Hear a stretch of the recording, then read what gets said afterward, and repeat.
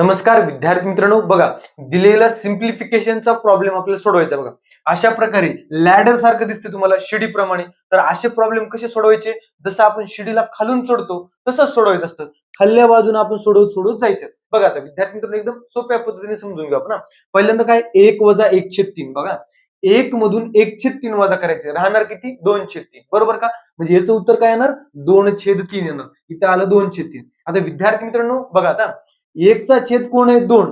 2 चा छेद 3 म्हणजे छेदाचा छेद अंशामध्ये गुणाकार करत असतो. म्हणजे इथलं भागिले 3 काय होणार? इकडे गुणिले 3 होणार. 1 गुणिले 3 3च होणार. आता विद्यार्थी मित्रांनो बघा आता 3 भागिले 3 छेद 2 दिले. मग विद्यार्थी मित्रांनो अपूर्णांकाचा आपल्याला भागाकार करायचा आहे. अपूर्णांकाचा भागाकार करताना काय करतो आपण?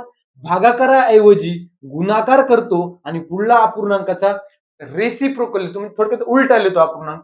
2/3 बघा 3 कटला 3 कटला राहिलं काय? 2 राहिलं बरोबर का? आता 2 राहिलं. विद्यार्थी मित्रांनो सेम आता पुन्हा अपूर्णांकाचा भाग कराय. आता काय होणार? हे 2 वरी जाणार आणि गुणाकार होणार. बघा इथं गुणाकार येणार.